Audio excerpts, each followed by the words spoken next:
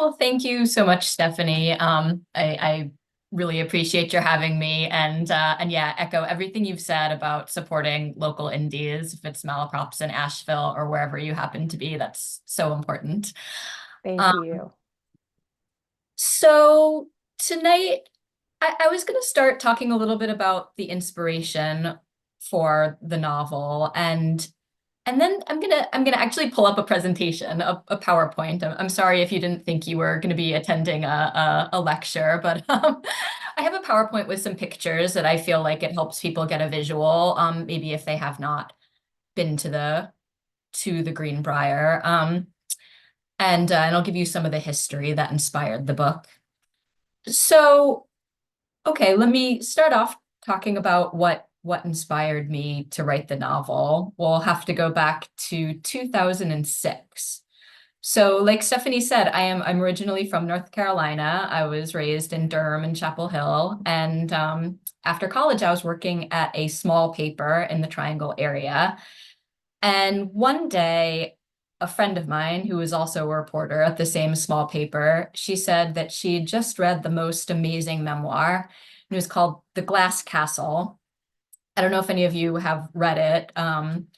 It came out around then, and it's by a writer called Jeanette Walls, who had this very harrowing childhood in mostly in West Virginia, raised by parents who were struggling with mental illness and addiction and poverty. And she wrote about that. And then she wrote about how she had, you know, transformed into having a very different life. So she had become a reporter in New York. So my friend was so fascinated by Jeanette Walls's life that she said, "We need to take a road trip to Welch, West Virginia."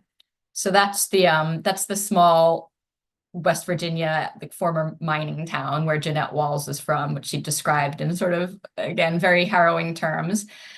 And I said, yeah, sure, let's do that. Let's take a road trip to Welch, West Virginia. Not maybe the most likely of road trip destinations, but I was 24 years old at the time, didn't have any domestic responsibilities or anything. So I said, yeah, let's take a weekend trip. So we road tripped up to Welch, West Virginia, had a look around, saw Jeanette Wall's childhood home.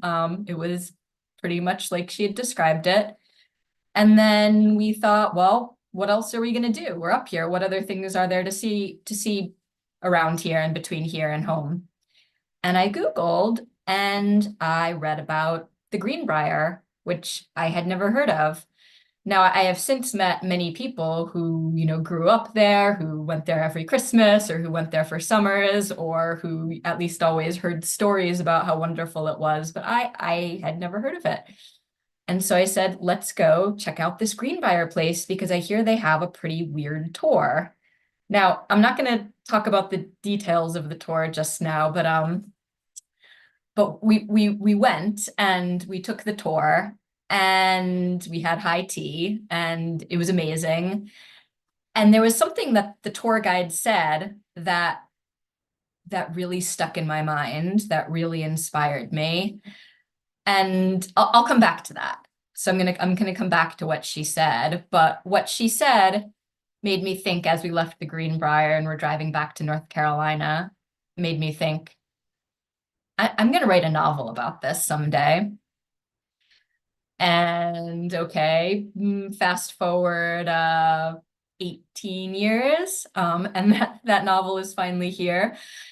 It took me about 14 years to start writing it. Had some other stuff going on in my life. I've been a journalist and I was living abroad, had a couple of kids, and come early 2020, I'm living in Hong Kong with my husband and my two very young children, and the pandemic hits. And what happened in Hong Kong when the pandemic hits was that they closed the border. And when they closed the border, it was very difficult to get in or out. And so we normally we would have come back to the US and stayed in North Carolina for the summer and seen our families, and traveled some around the South. But once the borders closed, it was almost impossible to travel in and out of Hong Kong, so we stayed. And for 2.5 years, we weren't able to travel or to come home or to see our families. And I thought to myself, well, there's really no time like now. I ought to try this. I ought to try writing this novel. And who knows? I'm gonna write 500 words a day and we'll see where it goes. So that's the genesis of the In the Shadow of the Greenbrier. But I want to tell you about some of the history of the Greenbrier so you can understand the context. So I'm going to go ahead and share my screen. Okay. Hopefully everybody can see that. So I'm gonna talk about the Greenbrier, which here you see it. This sort of, it looks like, looks like Washington, D.C. combined with a palace. It's enormous, this big white wedding cake building, and it's sitting in the Allegheny Mountains. Here it's in southeastern West Virginia. You can see the little red dot. So it's this incredibly beautiful location. So it's amidst the hills and it's sitting on a rise, and it's just absolutely lusciously beautiful. I mean, not all that different than where Asheville is situated. And because of the natural beauty, because of the cool temperature, and because of its distance from from major southern cities, and also because it had some natural hot springs, the Greenbrier has been it's been a destination since basically around the time that America became a country. So the native people in the area, they used it, well, they had used it for many centuries more as a natural hot springs, and then settlers began coming up for the same reason. So since the late 1700s, people were coming up to use these hot springs, and enterprising locals decided to build some cottages. And the cottages became a hotel, and the hotel became a bigger hotel, and then a bigger hotel. And by the 19th century, it was really the see and be seen summer spot for upper class Southerners. So people came from Charleston, they came from Atlanta, and they came from Richmond, they came from Memphis and from Washington, D.C., and they would spend the entire summer season there. They would summer at the Greenbrier. And, it was because it was nice and lovely, and that's what rich people did then. They, went somewhere else for the summer. And the Greenbrier had the benefit of being at high elevation and having a cooler temperature, and therefore, being more pleasant because there was no air conditioning back then, but also being having less of the mosquito-borne illnesses that people would get in places like Memphis. You'd get malaria and yellow fever, and they understood that going to a higher elevation was healthier during the summer for those reasons. So people would come, they would have balls, they would have parties, all of the eligible young women would be engaged off to the eligible young men. And then, this kept rolling along until the early 20th century. The railroad bought the property, and they built what we now recognize as the main part of the contemporary Greenbrier, and that opened in 1913. And I'm going to skip that one, but after this was built, really everyone who's anyone stayed at the Greenbrier during the 20th century. We've got here's Judy Garland, and we've got JFK, and we've got Princess Grace, and here's Bob Hope, and all of these presidents, and the Duke and Duchess of Windsor. Actually, so the cover of the book, the background behind the woman is the presidential suite of the Greenbrier, and allegedly, I believe this is true, the Duke and Duchess of Windsor had, well, the Duchess, she had her own jewelry safe in the suite So she wouldn't have to, carry her jewelry back and forth when she came to the Greenbrier, like a commoner. She could just keep her, her Greenbrier jewels in her room at the Greenbrier. So obviously we've got royalty, we've got Hollywood people, and then as you can see, we've got a lot of politicians here. Now the Greenbrier, it is not too far driving from Washington, D.C. And also starting around the time that the railroad took over, there was a direct train from Washington, D.C. to White Sulphur Springs, the town where the Greenbrier is. And so you could get on a train in D.C., you could pull right up, just right in front of the Greenbrier, and they'd be waiting for you in their green Rolls Royces to take your luggage and drive you up the, small hill to the entrance. So it became very popular with politicians, presidents, vice presidents, secretaries of this and that, senators. And so there was a special relationship, and that's going to become important in my book, well, in history, because in 1942, the Greenbrier, because of this special relationship with Washington, D.C., got some very unusual guests. Well, so what happened? 1941, December 1941, Pearl Harbor, the bombings, America is now at war. And all of a sudden, Washington, D.C. finds itself in a conundrum, which is that there are all of these diplomats, these foreign diplomats, Japanese and German and Italian, and they are now enemy diplomats. They are now enemies of America. And what is going to be done with them and what's going to be done with their families? They can't just throw these diplomats and their families in ordinary prisons that, I mean, in addition to not putting small children in prisons, you can't put diplomats in an ordinary prison. That's against, a number of international laws and treaties. So someone in Washington, D.C. called up the Greenbrier, the manager of the Greenbrier, and said, "We have a request. What would you think of closing down the Greenbrier to guests and bringing in these diplomats and basically turning the Greenbrier into a fancy prison?" And the manager said, "Okay, I'm in." So here in these pictures, you can see on the top, we've got the Italian delegation. So all of these Italian diplomats and their families. And on the bottom, we've got the Germans. And as you can see from the Italian picture, there were kids. There was enough kids that they had started their own school for them. And these diplomats, while they were at the Greenbrier, they lived very much like ordinary Greenbrier guests, except for the fact that they were not allowed to leave and that there were guardhouses surrounding the property.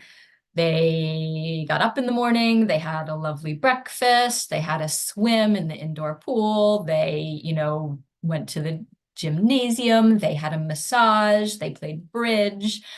They had dinner and cocktails and cigars and really lived very much the same life as the rest of the Greenbrier guests. Now the German delegation even had a birthday party for Adolf Hitler in the Greenbrier, which not everyone who worked at the Greenbrier and not everyone who lived in town were happy about.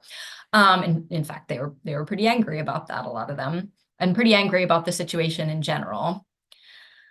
But it didn't last all that long. By mid-1942, I believe they'd figured out how to get all the diplomats back to their home countries. And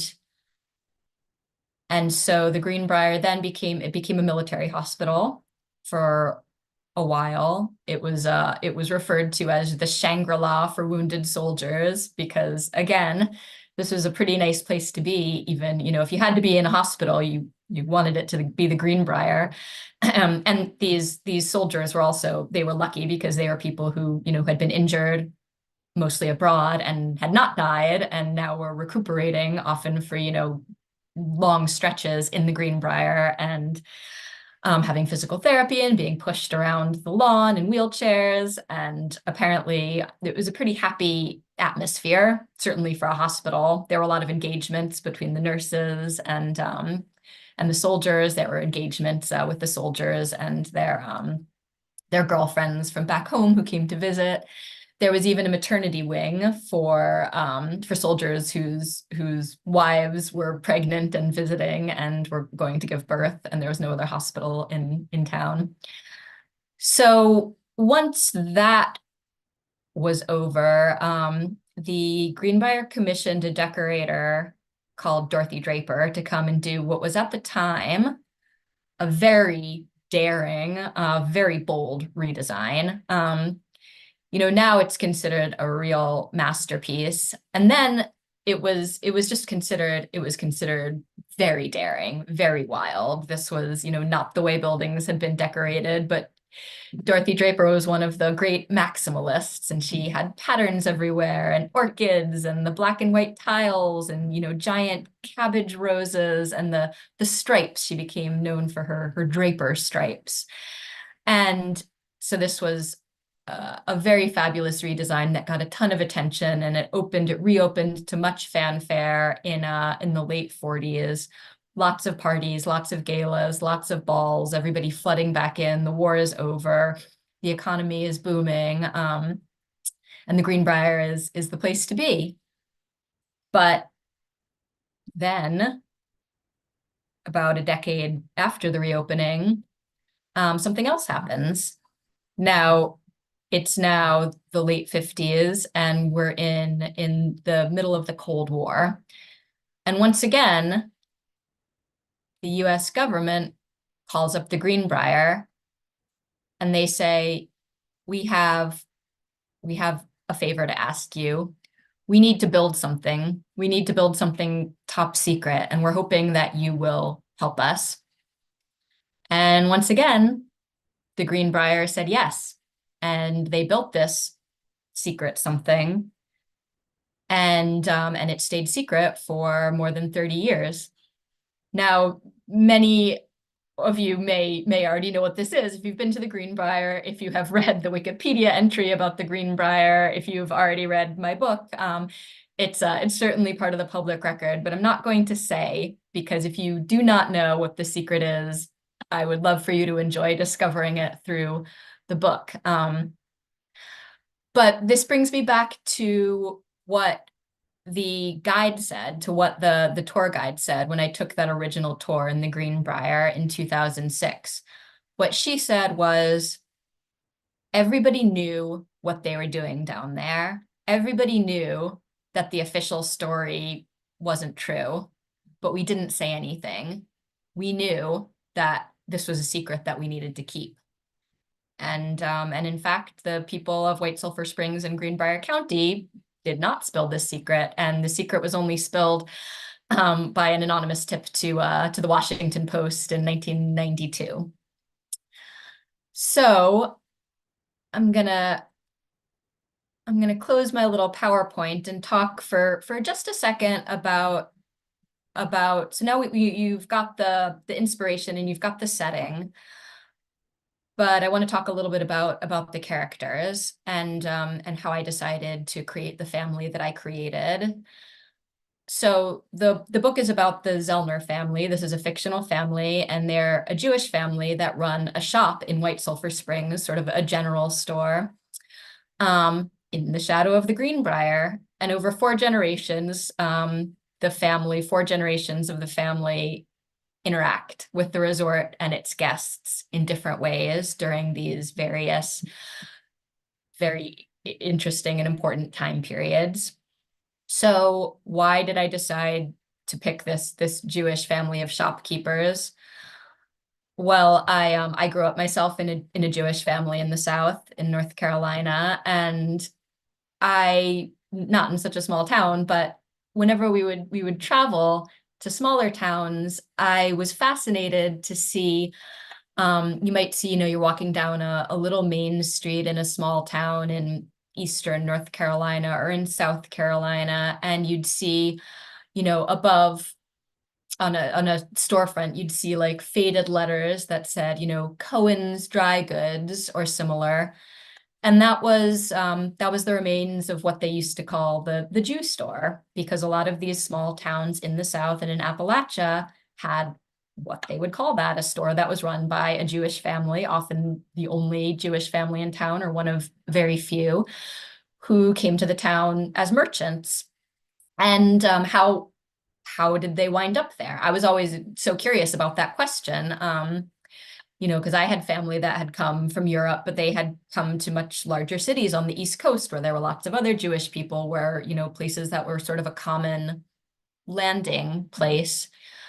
But I learned that a lot of these store owners, they started out as peddlers, as does one of the characters in The Shadow of the Greenbrier, the character of Saul. He's a teenage immigrant from Lithuania who comes over and lands in Baltimore and is immediately recruited by a peddler's warehouse to work as a peddler in the coal fields of West Virginia.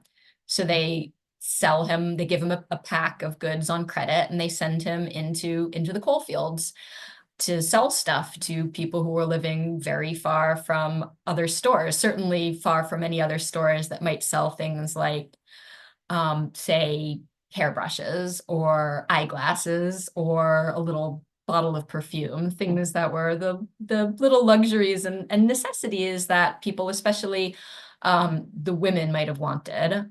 So Saul, like a lot of people in this position, started out as a peddler, saved some money, and then once he had enough, he opened a shop in a town that he'd come through as a peddler and thought was seemed like an auspicious place.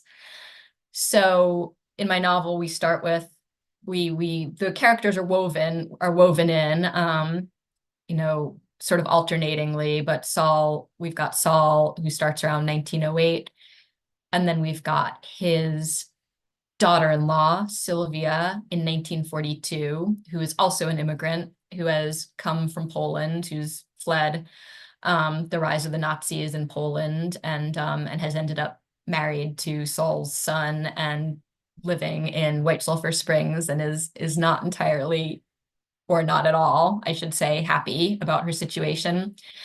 The third character is during the Cold War era, and that's Dory, who's Sylvia's teenage daughter. And then the last character is in 1992, and he's a reporter from the Washington Post. As the secret of the Greenbrier is being revealed, he comes back to the Greenbrier to figure out what the secret is, and also learns a bunch of secrets about his family.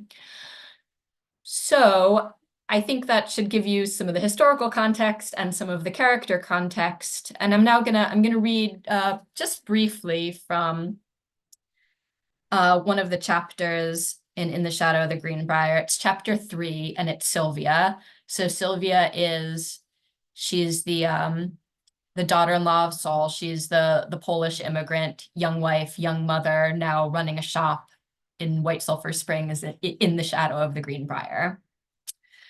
All right. Chapter 3, Sylvia, White Sulphur Springs, West Virginia, January 1942. The Italians arrived at the Greenbrier the day Carol Lombard died. Her plane had taken off from Las Vegas and never arrived in California. The radio repeated the story every hour with the rest of the news bulletin. British retreat in Malaya, more U-boats sunk, the Pan-American Conference proving a tremendous success. They said Clark Gable had chartered a private plane to find the crash site, that he was beside himself with grief. Sylvia had only seen one Carol Lombard film, Mr. and Mrs. Smith, at the Greenbrier Cinema with Lewis last winter. Dory had been a week overdue then, and was rolling with such vigor beneath Sylvia's box-pleated dress that Sylvia could barely get a breath. She hardly looked at the screen the entire film. She didn't know Carol Lombard from Jean Arthur or Rosalind Russell. Yet every hour, when the horns of the news bulletin began to sound on the store radio, Sylvia would relax her shoulders and allow the tears to begin. "It's so sad, isn't it?" asked a customer, a middle-aged woman with a face as white and lumpy as cheese curds, hearing the bulletin and noting Sylvia's glazed pink eyes. She was such a pretty girl. It was a relief, having something official to cry about. It made the great swell of tears inside her feel less like private insanity. A woman with a husband and a new baby and a successful business should be happy, or at least cheerful, even if there was a war on. But Sylvia wasn't. She was wretched. They had no idea, these customers. They had such pride in their horrid little mud-splattered town. Home of the world-famous Greenbrier. Feh. It felt like just a minute ago Sylvia had been flouncing down Piotrkowska Street in Łódź, a real city, arms linked with her best friend Eva, satin ribbons from her father's factory in her hair.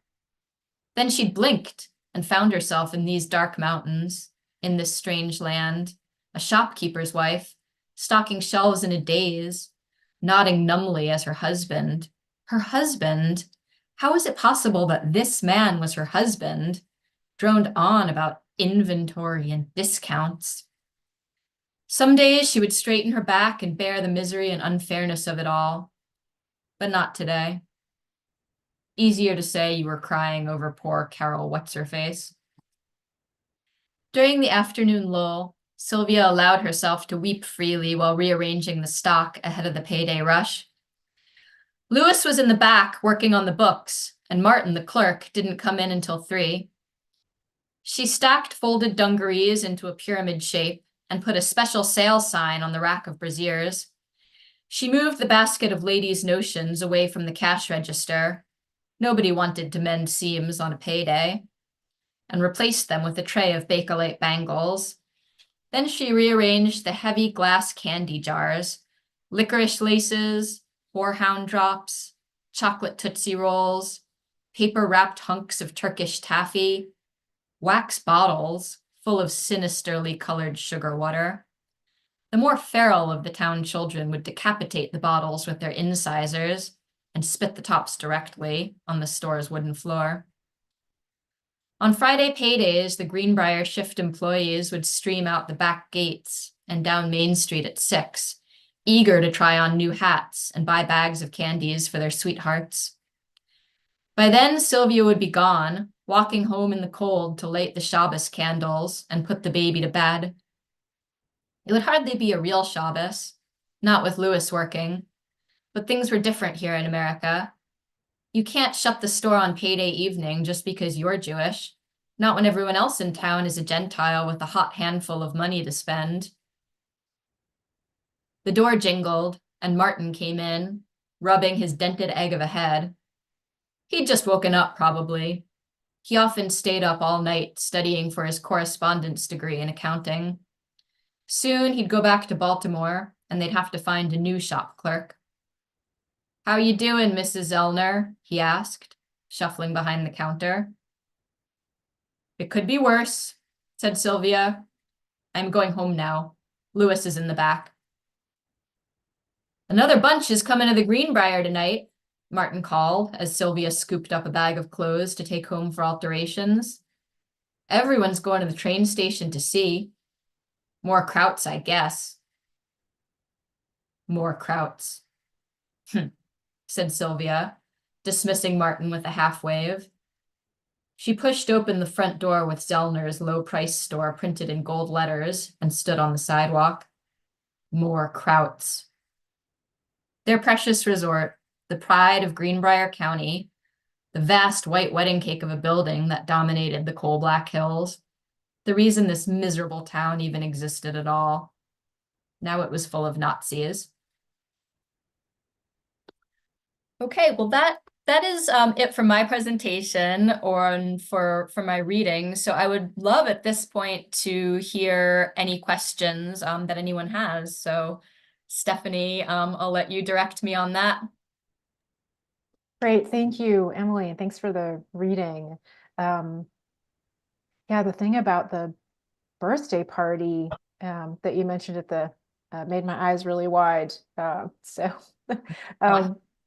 And I added to our chat, but for those folks who aren't looking at chat, I just want to note, and thank you for letting me take a moment. The Grove Park Inn in Asheville had a similar story during World War II, where it also served as a posh prison super special detainees during World War II. And I'll put this link in the chat as well. An author who lives in the Kuala Boundary, Annette Sanook Clapsaddle, wrote a novel a couple of years ago called Even as We Breathe, that centers on two Cherokee characters, but it's also set in and around the Grove Park Inn, the folks who worked there during World War II, and speaks directly to that. And that was something that I'm a little embarrassed to admit I knew nothing about until that book came out. And then of course came to realize that that wasn't an isolated incident. This was a thing that sort of happened, including at the Greenbrier, which is fascinating. So, but when you think about it, that's the kind of thing that can happen when war breaks out, I suppose. So thank you so much for sharing that. And we do have questions from the audience. And the first one is from Brumby, who says, did you go back to the Greenbrier or White Sulphur Springs to write the book, or was it all from your initial visit at 24 years old? Yes, that is a good question. So I had only visited the one time, and when I started writing the book, I was in Hong Kong, and the city was locked down, so I couldn't come visit. So I did all of my research entirely from reading and from the historical record. Now, and I was, doing things like looking at floor plans of the Greenbrier. So when I had characters, moving from one part of the hotel to another, like I wanted it to be as accurate as possible. Did they make a left turn? Did they make a right turn? How far would they have had to walk to the dining room? Now, that said, once the book was sold and I was going through rounds of edits, but I was still able to make changes, I did go back to the Greenbrier. And at that point, I was able to walk around again, this time with the manuscript, and go, okay, does this seem right? Is there anything that I need to change? So, so most of it was written from Hong Kong off that first visit, but I was able to check it.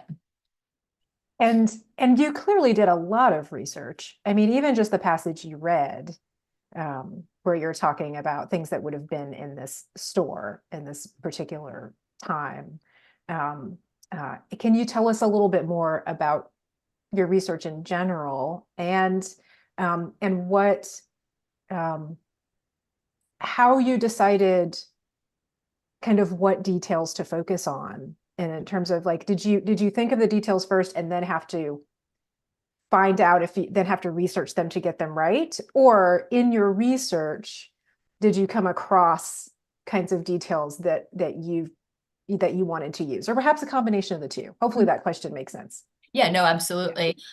So before I started writing, I did several months of research, and some of the stuff I read for research, I read, well, there's a history of the Greenbrier. The Greenbrier, in fact, had for like 40 years its own historian, a man called Bob Conti, who I don't know if any other resorts in America or the world have their own historian, but that was his job. And he wrote a beautiful history of the Greenbrier, so that was part of it. I read another book called Such Splendid Prisons by a writer called Harvey Solomon, and that was about the Greenbrier and the Grove Park and the homestead in Virginia that were all part of this diplomatic detention project. And I absolutely, I should have mentioned the Grove Park, because yes, it was part of it. And in fact, some of the characters, the Italians, in Sylvia's section, the Greenbrier is hosting Italians and Germans, but they're not getting along. And then because of that, the Italians were actually sent down to Asheville after a while. So that's actually mentioned in the book. So I read that. I read all sorts of histories and memoirs about being Jewish in the South. There's a book called Coalfield Jews. It was a history of Jewish peddlers in Appalachia. So stuff like that. But to answer your question more specifically, in terms of details, so yes, some of the details came from that, but just the background details, like what kind of candy somebody would have eaten in 1942. I did research that, and there's a number of books which I think I don't know why these books exist other than to help historical fiction writers with their research, but there are these series of books called like What Life Was Like in the 40s. And so I read a bunch of these, what life was like in the 40s and the 50s, and it would talk about what, dress styles were popular and what foods were popular.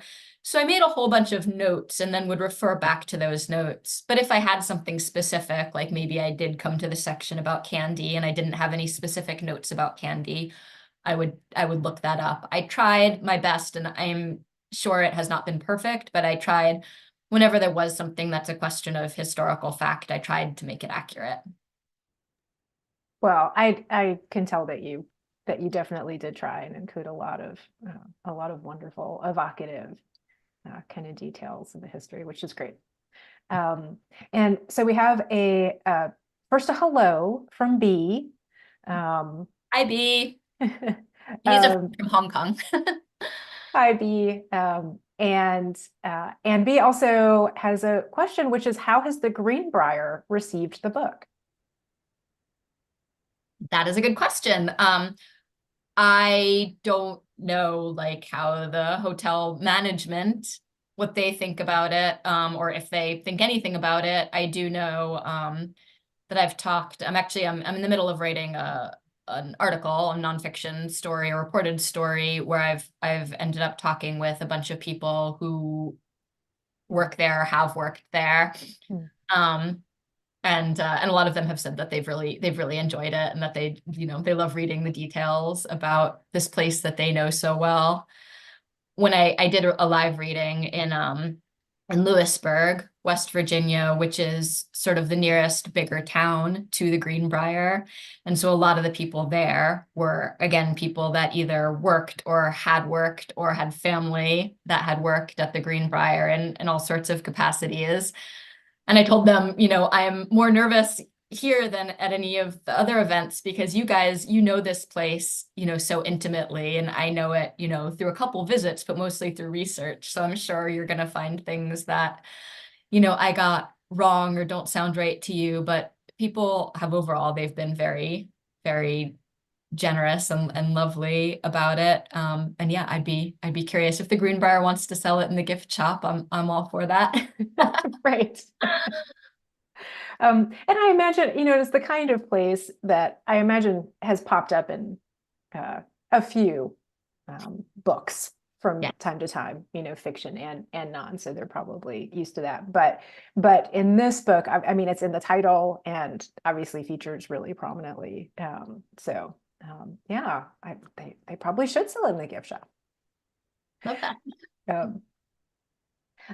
So I have a question about your characters. You talked about how you came to write about this Jewish family, and the research you did about them. And I wonder if you could talk a little bit about how you decided,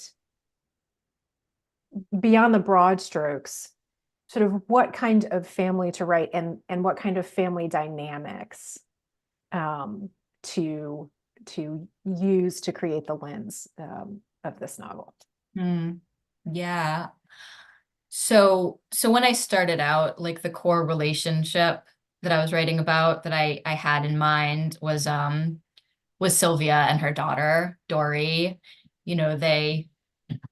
They are two people that they have a lot in common, but because their life experiences have diverged so much, they're sort of unable to see eye to eye, and they have an enormous amount of conflict. So I knew that mother-daughter conflict was going to be at the heart. And then the other characters, and I knew that Sylvia would have an unhappy marriage, because that's part of her trajectory. That's part of what made her who she is.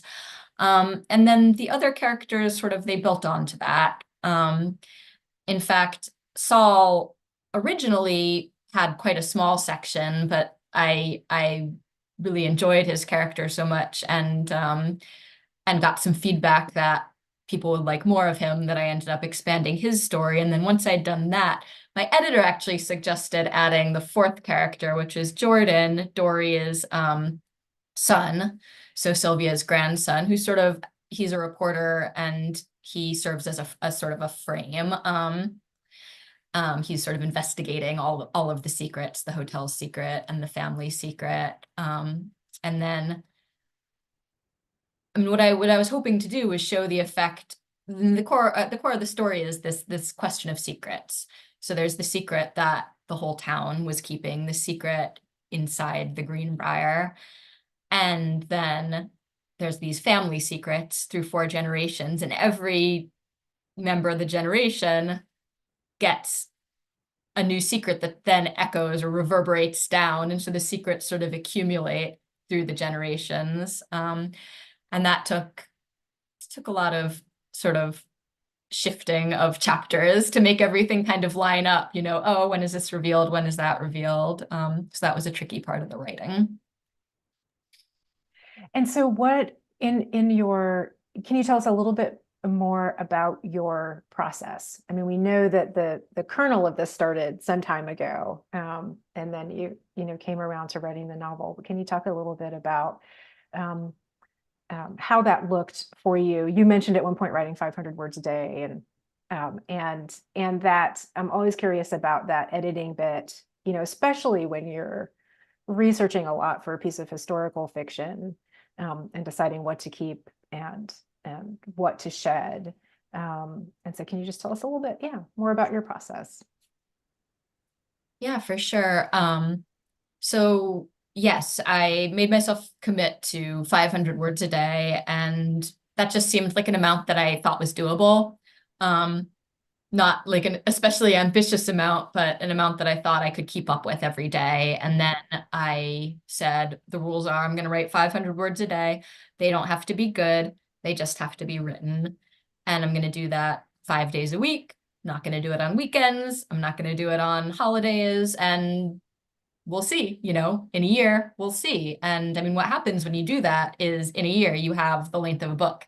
Now, of course, then is the material good? How much do you need to edit it? And there was much editing, many drafts. I am sure that the amount of writing that I cut now amounts to several times the length of the actual book. So I cut, added. I put all of the characters. Once I had all 4 characters, I put them in I gave them each a magic marker color and wrote each chapter on note cards and like put them on the floor, like, sort of crazy detective on a TV procedural style, and shifted them around, which is actually was super helpful for me to conceptualize the different plot lines. And yeah, so like I said, the 3 characters were there in the original. The 4th character was added on the advice of my editor, and that plus some other editing ended up taking me almost as long as the original draft took. So,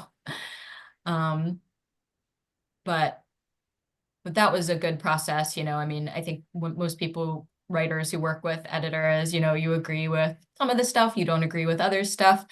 But with her, almost everything that was like a significant thing, I really agreed with. I thought, oh, wow, like I wish I should have thought of that, or that's perfect, which, is for a writer who's used to working in a solitary way, like it's cool to suddenly have what feels like, a partnership. I don't know if that's what it's like to work in like a writer's room in Hollywood, but I'd never had that experience of the back and forth like that. And it was really cool. Yeah, editors can just be so valuable. Yeah, and we hear that a lot from writers, and sometimes we get questions from people who are new to writing, and haven't experienced that yet, where they're not sure about the role of editors, and if it means you're somehow losing your vision, to the process. And what we hear mostly is that it's just the opposite, that editors help really crystallize your vision, and make it make it the best it can be so that it's received the way you want it to be by people. And so that, yeah, describing it as a partnership that sounds great. So you've given a lot of wonderful writing advice to folks who might be writers who are in the audience. So that's great. And you mentioned using note cards to lay out your characters. And so I'm going to go ahead and write the pantser or plotter question. Did you start with an overall outline and then fill in? Yeah.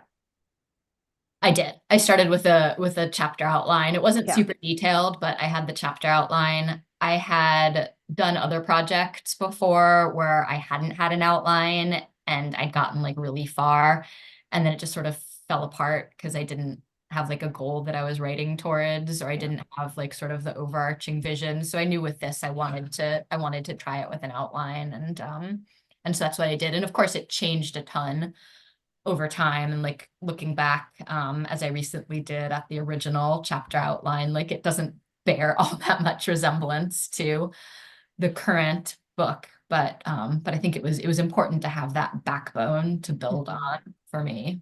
Yeah. So we're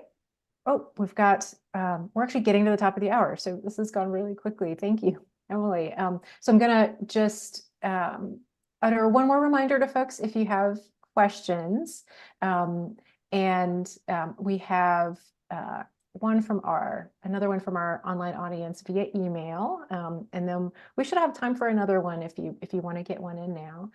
So this is from Bobby, who says, first, loved the book. There are two questions actually for Bobby. First one is, were any of the characters inspired by people you know or knew? Okay. So yes, I think anyone in my family who read the book has asked me, so Sylvia, there's some of grandma in there, right? And actually, if you see this portrait I was behind looking me, at those I don't pictures. know, Yeah. that's my grandfather, and that's my grandmother, Evelyn. And Evelyn was Polish, and she came from the same town in Poland as Sylvia did, Łódź, which is an industrial city in central Poland. And she fled during the 1930s, and she was also a seamstress. So there was a lot of biographical details that I sort of lifted from my grandmother's life.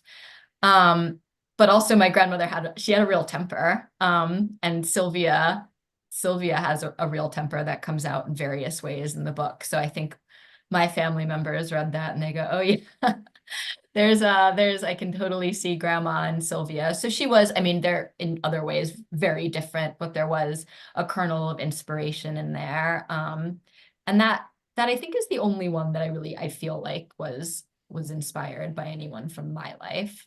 Mhm. Thank you. And then Bobby's second question is, were there any synagogues in the small towns where the Jews opened stores? Because you mentioned that sometimes they might have been the only family there. Yeah, so in White Sulphur Springs, I think they're in reality, I think there was, as far as I know, there was only one Jewish family, and that was the family of the man who played the organ at the Greenbrier, at least during that era. That was the only Jewish family I could find living around there. So the nearest synagogue in the novel and in reality was in Beckley, which now doesn't take all that long to get to from White Sulphur Springs, maybe like half an hour, maybe even less. But back then, like before the new roads had come in, was like a real drive, so they wouldn't have gone other than for important stuff. But they did have circuit rabbis who would come around to different towns, and they would help give like boys bar mitzvah lessons and stuff like that. I don't know if they would have come into a town as small as White Sulphur, but they would have come to small towns too small for a synagogue, but big enough to have a couple Jewish families. Thank you for that. And thanks, Bobby, for the questions. To start wrapping things up, I wonder if you would be able to give us a couple of book recommendations. Obviously, again, we highly recommend that you read Emily's book, In the Shadow of the Greenbrier. And thanks again to those of you who are here and have purchased from us or purchased from your local indies. But in addition to your own book, Emily, what do you think folks should be reading? Yeah, so I wanted to be sure to mention that there's another pretty recent book set at the Greenbrier called The Grand Design, by a writer called Joy Calloway, who's also from North Carolina, and it's about the designer Dorothy Draper, who did the 1940s redesign, and so it's like a fictionalized version of her life. And in fact, she has a new book coming out that's set at the Grove Park. So that if you're interested in the grand hotels of Appalachia, certainly read her stuff. So that's Joy Calloway. So one of the books, I mentioned it already, it was one of my research books. It's called Such Splendid Prisons. It's by a man called Harvey Solomon, I think, who's based out of DC, and that's about the diplomatic detention era. So it talks about the Greenbrier and also about the Grove Park and what it was like for the detainees and also for the employees and the people in towns like White Sulphur and like Asheville when all of these enemy diplomats came to town.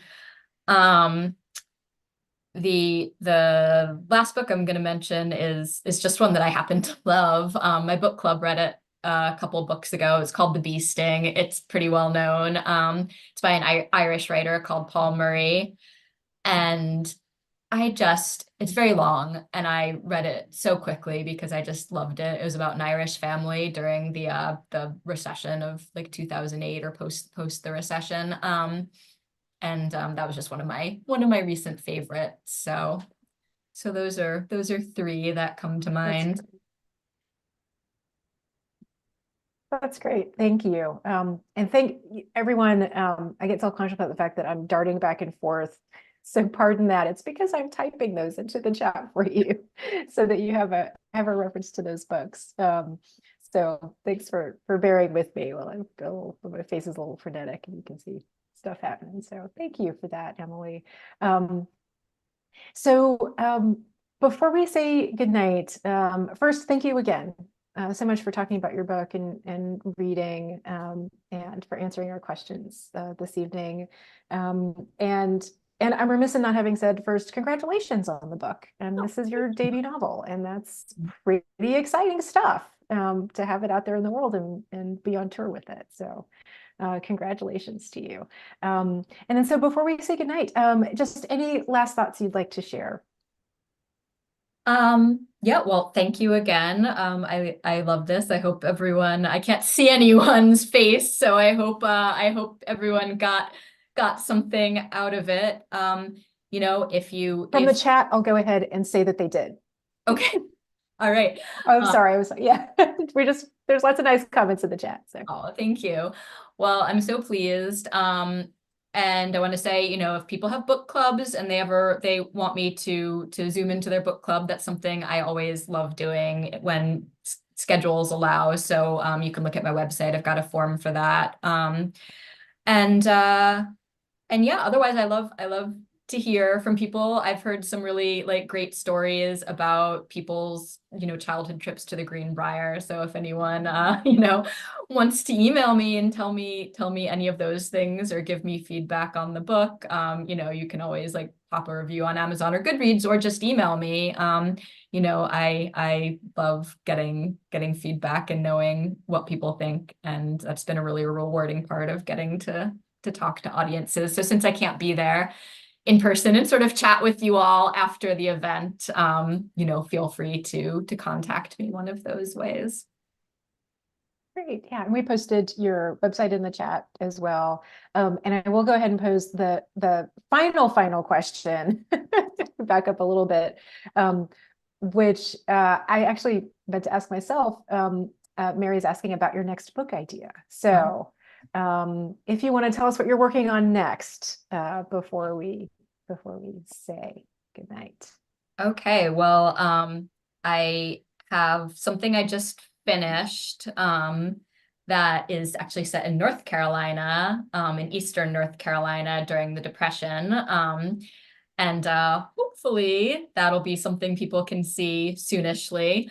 And then I've just started working on a third project, and that's set also in North Carolina, as a matter of fact, but more in Western North Carolina, just after the Civil War.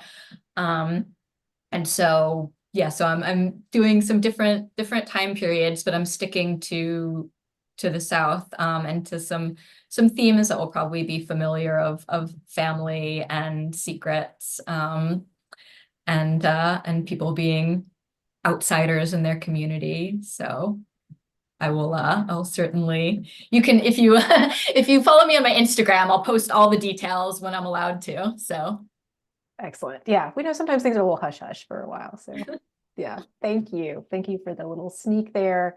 Thanks again, Emily. Thanks again to everyone who's been with us this evening. We really appreciate you taking the time out to spend time with us for this event, and for posting all of your lovely comments and questions. We appreciate it. And thank you so much again for your support and for supporting indies.